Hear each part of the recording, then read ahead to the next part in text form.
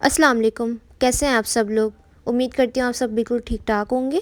आज आप लोगों के साथ एक बेहतरीन रेसिपी शेयर करने लगी हूँ जिसका नाम है चॉकलेट मफ़िन्स। बहुत ही आसान करके मैंने रेसिपी को क्रिएट किया है आप लोगों के लिए। आप इसको बग़ैर ओवन के साथ भी बना सकते हैं। और अगर मफ़िन्स कप जो है वो नहीं मिलते या फिर एक्सपेंसिव मिलते हैं काफ़ी ज़्यादा, तो आप उनको 20 रुपीज़ में किस तरह से घर में बना सकते हैं, सारा मेथड बताऊंगी। बहुत ही आसान करके मैंने इसको बनाया है, तो इस रेसिपी को लाजमी ट्राई कीजिएगा, बेहद मज़ेदार है। तो आइए इसको बनाना स्टार्ट करते हैं।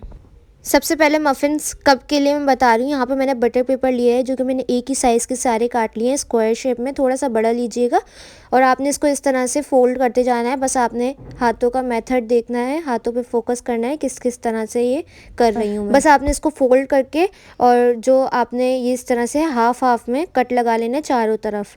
पूरे पूरे मत लगाइएगा, हाफ़ हाफ़ में जिस तरह से मैंने लगाए, बीच का आपने छोड़ देना है। पूरा ये कट लगाएंगे तो ये बिल्कुल ख़राब हो जाएगा।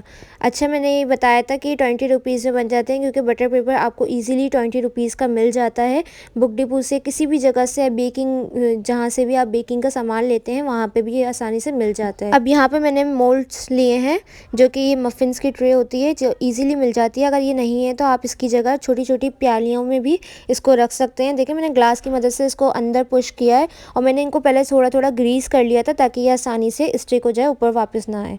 तो इस तरह से मैंने सारे तैयार कर लिए थे। अब यहाँ पे मैंने एक बाउल के अंदर 2 अदद अंडे लिए हैं।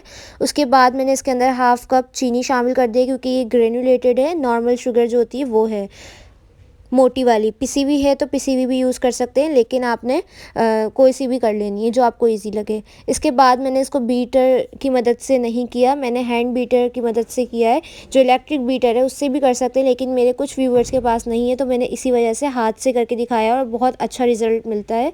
इसके बाद मैंने हाफ़ कप ही ऑयल ऐड करा है। आप इसकी जगह मेल्टेड बटर, घी कुछ भी ऐड कर सकते हैं जो आपके पास हो। साथ ही मैंने 2 टेबल स्पून जो है वो दही के शामिल कर दिए हैं। वनीला एसेंस शामिल किया है हाफ़ टी स्पून। दही इसके अंदर लाजमी इस्तेमाल करना है आपने, क्योंकि दही से जो मफ़िन्स हैं वो बहुत ज़्यादा सॉफ्ट बनते हैं। अच्छी तरह से फेंटने के बाद मैंने इसके अंदर 1 कप मैदा शामिल कर दिया है। पूरा भर के 1 कप नहीं लेना,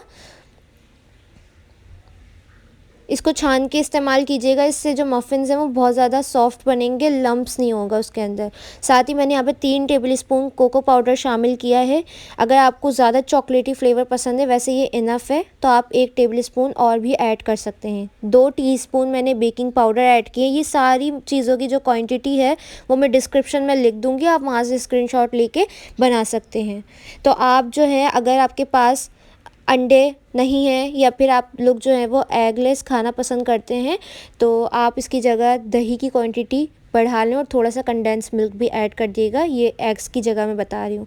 मिक्सचर को अच्छी तरह से मिक्स करने के बाद मैंने इसके अंदर हाफ़ कप जो है वो चॉकलेट चिप्स ऐड कर दिए थे। आप चॉकलेट जो है वो बार जो होता है उसको चॉप करके भी ऐड कर सकते हैं, ये आपकी चॉइस है। आप लेकिन इसके अंदर ये लाजमी ऐड कीजिएगा, अगर नहीं तो स्किप भी कर सकते हैं, इतना कोई ज़रूरी नहीं है। लेकिन ये चॉकलेटी होते हैं बहुत ज़्यादा, तो इसलिए मैंने ऐड की है। इसके बाद देखिए, मैंने जो मफ़िन्स कप बनाए थे घर में, बहुत ही अच्छे लगते हैं ये। अगर आपको मतलब मिल जाते हैं मफ़िन्स कप, तो आप वो भी यूज़ कर सकते हैं। ऊपर से मैंने चॉकलेट चिप ऐड किया। और हाँ, आपने इसको पाइपिंग बैग से या फिर स्पून की मदद से ही फिल करना है, वरना ये जो है ना सारा बैटर बटर पेपर के ऊपर चिपक जाएगा, बटर पेपर नीचे आ जाएगा क्योंकि उसका वज़न जो है वो ज़्यादा होता है। तो इसके बाद मैंने इसको ओवन के अंदर बेक कर लिया था 30 मिनट्स के लिए।